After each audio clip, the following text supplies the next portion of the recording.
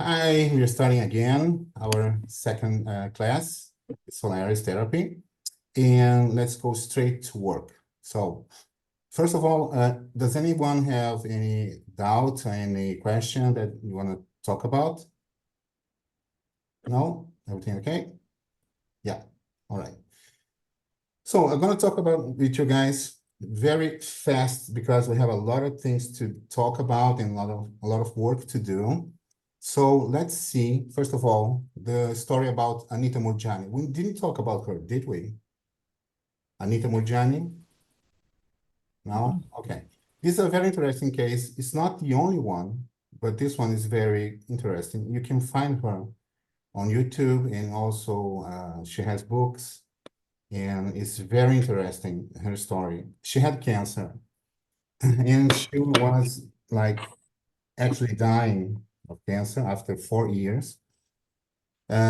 She was so bad that you could see the lumps of cancer beneath the skin. She was really skinny, almost dead. So she into a coma, and she left her body, and she started to see the hospital, the people around her, and then she went to see her brother as he was receiving the call that she was going to die. And then she went to a place where she felt a lot of love and peace.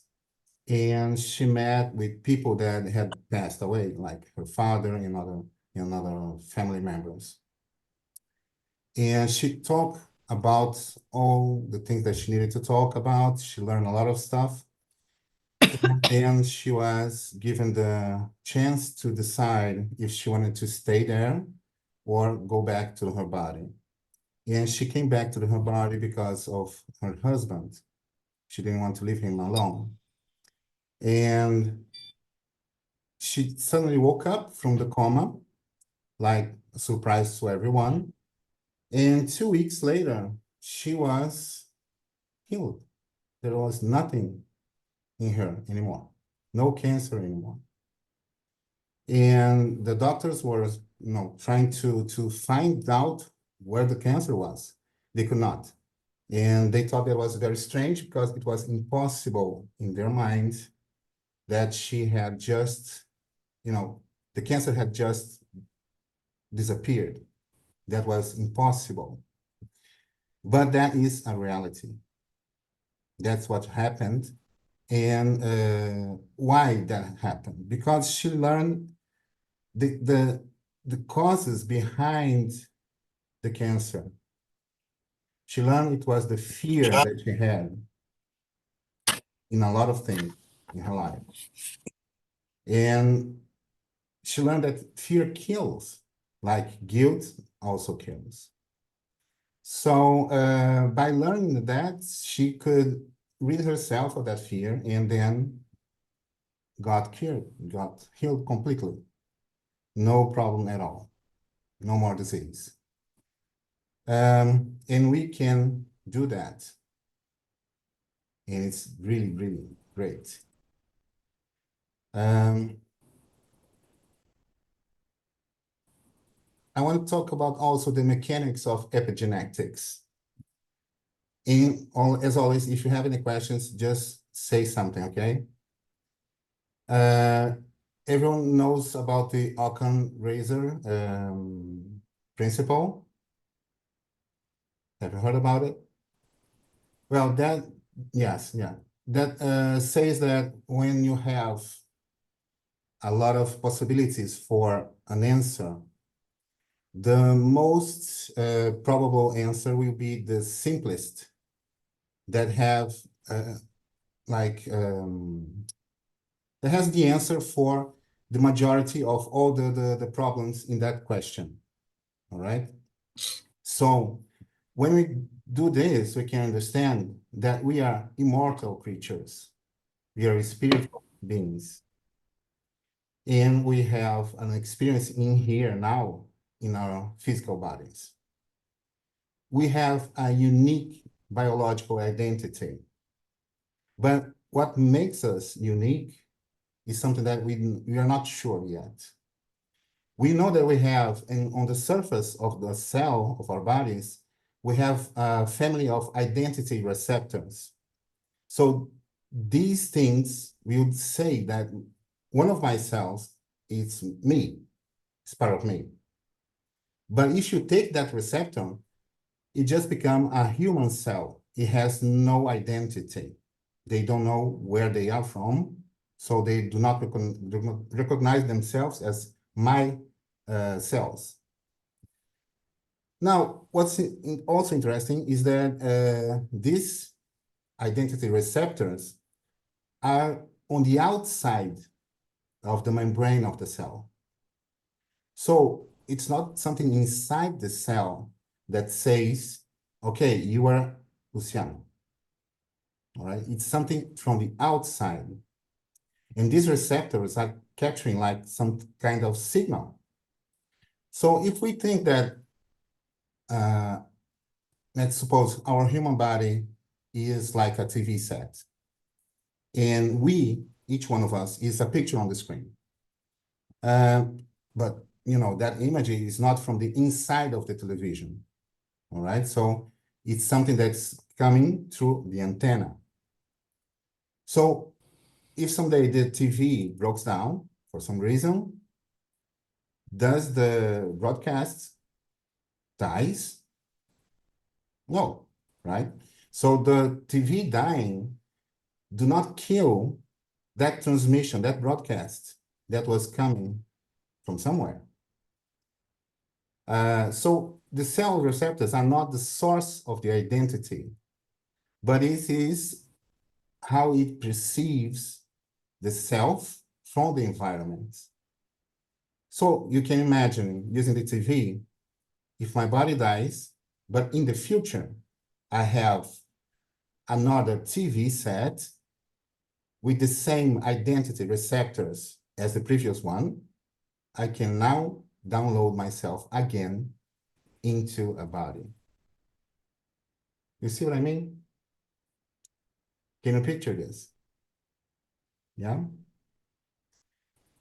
And how can we prove that?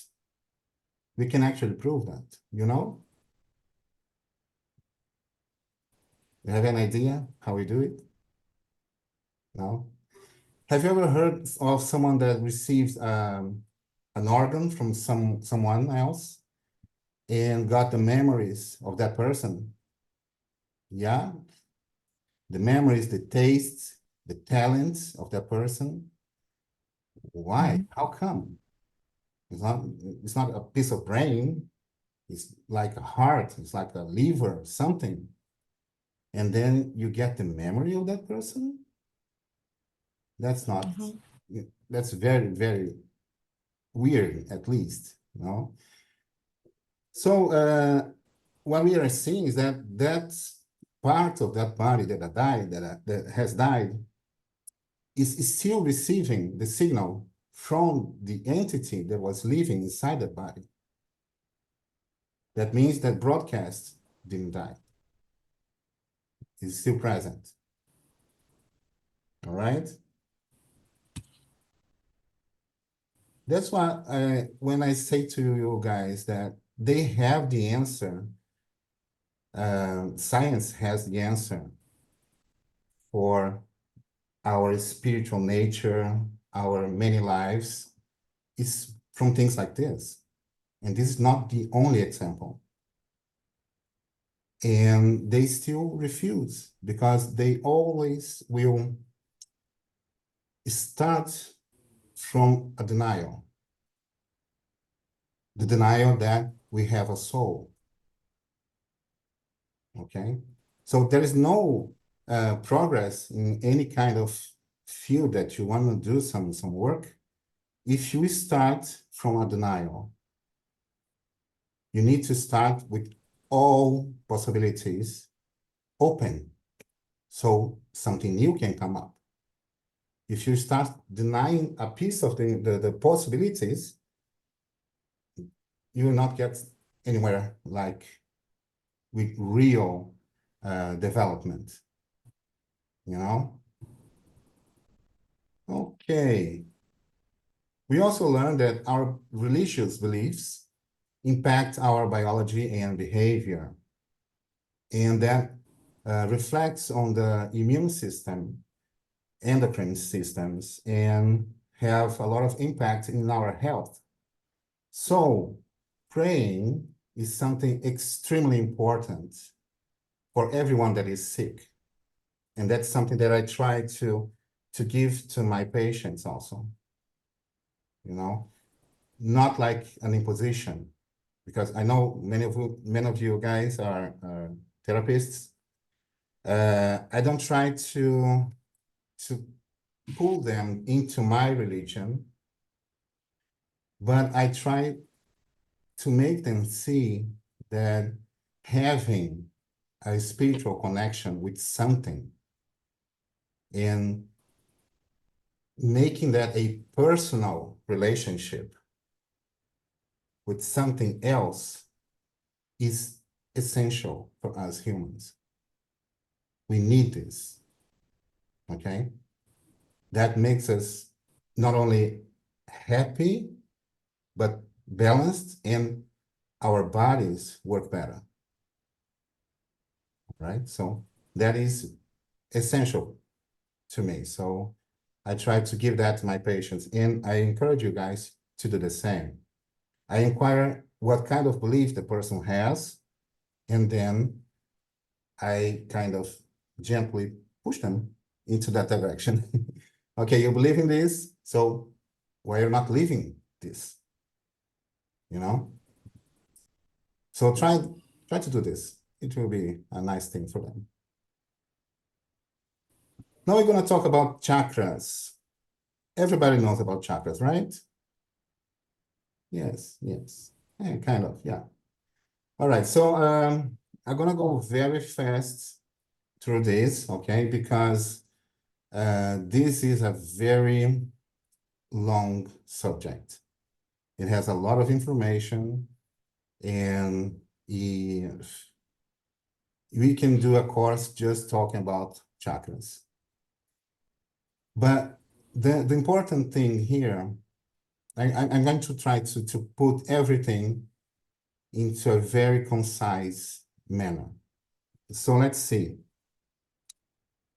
Chakras are like an organ, like a heart.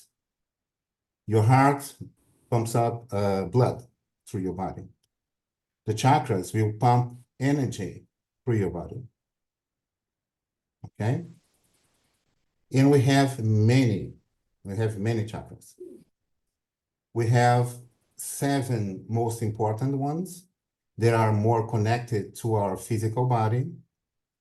To us, for this kind of work, we're going to talk about an 8th chakra because it is most important to the work with energy. Okay. There's another one that we could talk, but not today.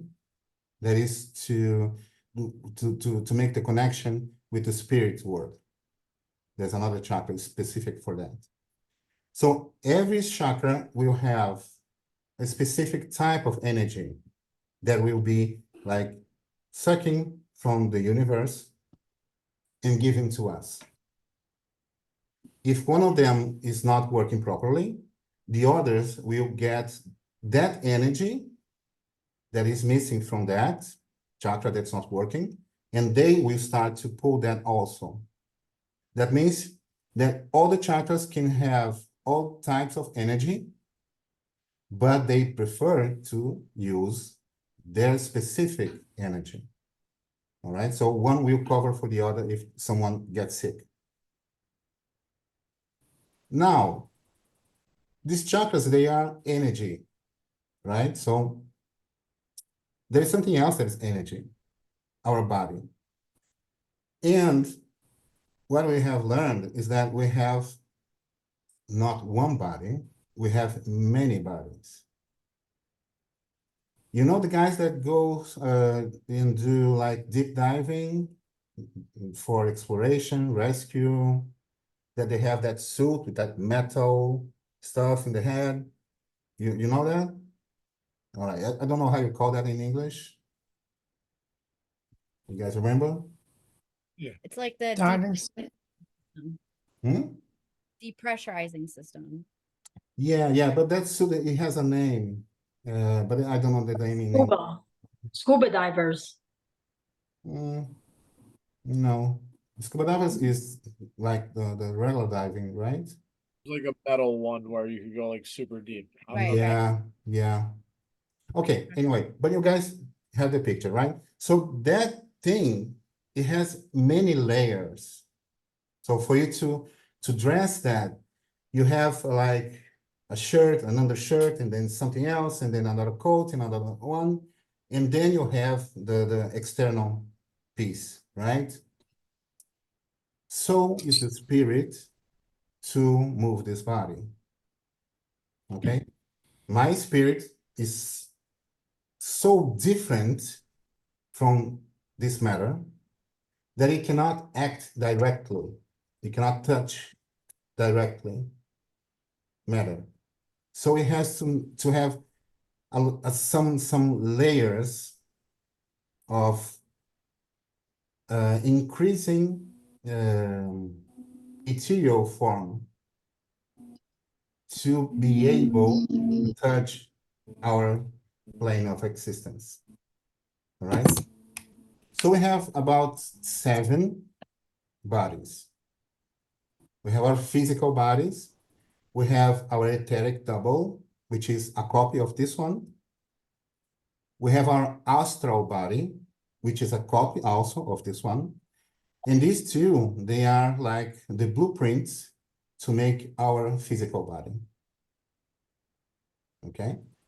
Then we have the mental. We have 2 mental bodies. I'm trying to get the words in English for the names. It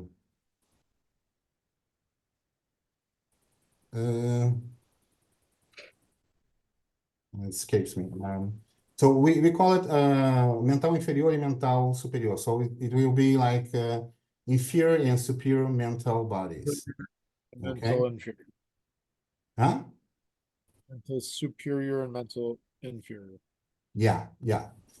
And then, but it probably has a better name because superior and inferior is like, it's not exactly the same in Portuguese for this one. And then we have the body or body body, and also the soul itself. So it will like connect with each one of these bodies to get to our physical body. All right. And the chakras, we'll go through all of them. They will come from the soul to the body. All right. So it has a connection between all of these bodies and also has connections between each chakra. They all connect with each other. Okay. All right. So these are the important things that I need to talk about to you with regarding the chakras. I also don't like the thinking and the exercises of opening chakras. You guys heard about this, right? I guess everybody heard about this. Like doing meditation, breathing exercises to open your chakras. Because when the chakra grows, when it evolves, it will tend to open. Okay, it feels like it has some petals or something, and you can imagine a rose, and then it starts to open up, okay, to flourish, right? So I'm totally against that kind of approach because the chakras will open by themselves when you grow. So if you try to open the chakra, to grow is like trying to open a rose. It will damage the thing. All right. So if you guys, encounter someone that is trying to do this, don't, please, because it can be very bad for you. So if you want to open your chakras, grow inside. Okay, become a better person. Study the qualities of the chakra that you want to work with and develop those qualities. Then the chakra will open by itself. Okay? What else do I have here? Oh, yes. We also have a chakra filter, which is very important. This filter will protect us from any kind of energy attack or also memories and visions. Why is that important? Because when we go to sleep, we leave our body, our physical body, and we go into the other side. So basically, every time we go to sleep, we die. Okay, because we go to the side where the people that have no body are living. All right?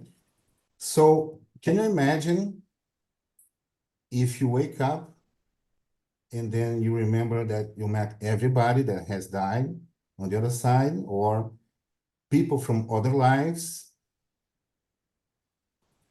you know? So yeah, we are not supposed to be remembering the stuff because that will cause a lot of problems. You know, I can learn that my mom was my wife in the last life, for example, you know, and then that will be very weird, right? So a lot of these things can happen. So we have these like big sunglasses to make us not see any of this, all right? Because that would be very disturbing.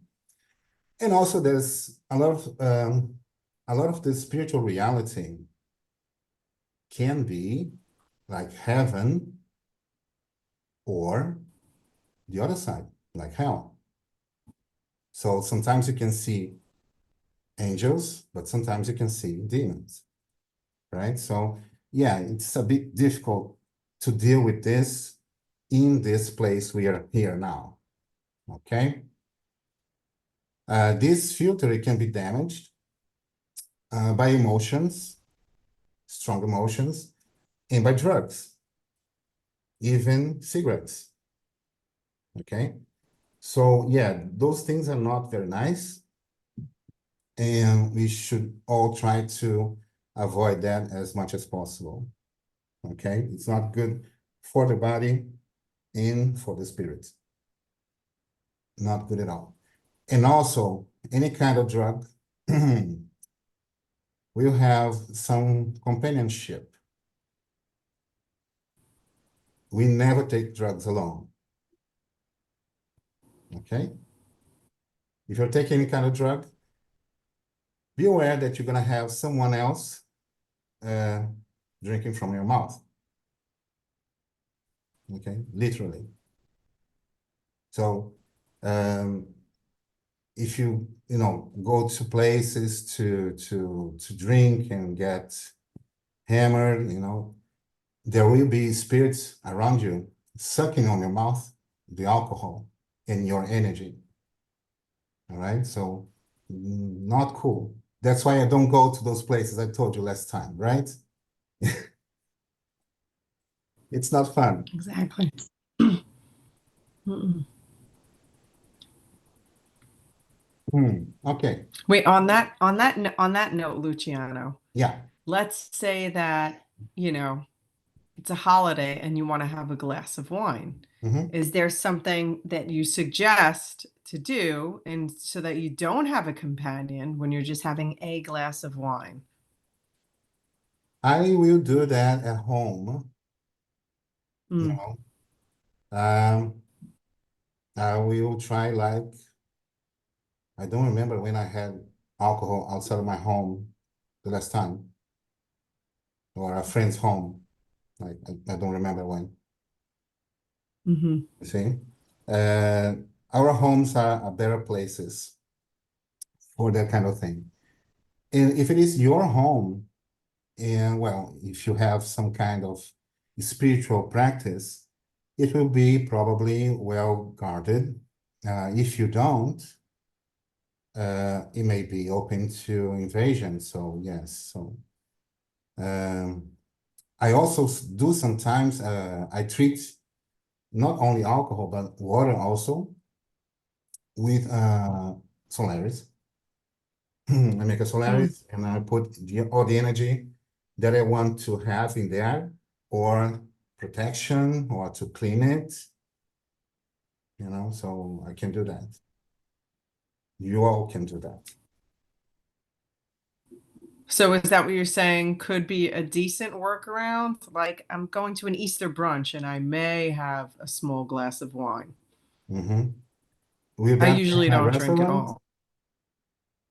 Yeah, it's in a hotel. It's like a big brunch. Mm-hmm. Oh, if you're gonna have alcohol, you'll try to protect that alcohol that you're gonna consume. Okay, it's in So your, we could do a Solaris on a glass of wine? yeah, you can do that. Okay. All right, thank you. That's To helpful. clean it, and most important is to have yourself protected. You're Hmm. gonna use pyramids for that. Right. Okay. Okay. Thanks. Not something I do often, but it's a holiday. Yeah, that's okay. I did that too Okay. much. Okay, let me see here. All right, so we're going through the chakras study here. So I have a lot of information here. What I have discovered is that there are big differences between authors, okay, talking about the chakras. So I got a bunch of books and I put everything together and came up with something that felt right to me and that make more sense in my view and in the practice that we do. So you have a lot of information here, but the most important things that you need to, you're going to have to read this and do this work by yourselves, okay? Because this is something that you're going to learn in time. You need to read this many times, and then you're going to start to get a feeling that you know something, because it's a lot of information, and you need to mature that in your head. All right? But the most important things will be the location where they are. Why? Because that is the first thing that you're gonna use when you do a treatment in someone. Someone with, tell me something, some problem. Headache? A headache, okay. Headache, so it's up here in the head. All right, so what are the chakras we have here? We have the ajna or frontal chakra, and we have the coronary chakra. Okay, the top of the head and between the eyebrows. So these two chakras will be involved in some way in that headache. So we're gonna choose those two, right? If I have a bellyache, so that will be my belly. Right here, we have the solar plexus chakra that takes most of this area here. Okay, so if it is in the upper part of my belly, will be only the solar plexus. If it gets below my belly button, it will be the sexual chakra. If I have something in my legs, will be the base chakra. Okay, it will be the first one. Okay, so this will give you the area where the problem is. So we're going to use the chakra that governs that area. And sometimes it'll be 1, 2, 3, sometimes more. all right? So you're gonna use that. And the other things will be like the functions of these chakras. And you're gonna find this in the part that says to remember in the book. To remember in the chakras, when it says to remember, it has all the problems that the chakra can be affected by, and the physical connection. For example, the first chakra, hyperactivity, depression, suicidal tendencies, or physically can work in the structural system, muscle, bones, good for treating the immune system, and so forth. Okay? So this is the three most important things. Location, what it does when you get sick, what can cause, and the connection with the physical body. Because if I have someone with suicidal tendencies, I know that chakra will be necessary to be used. It's the base chakra, which is the chakra that gives you life force, that gives you the structure in this world to be alive. Okay? So these kind of things is going to be what we're going to use for the treatment. And we're going to make our break now, and we'll be back in the same link in a minute. See you guys later.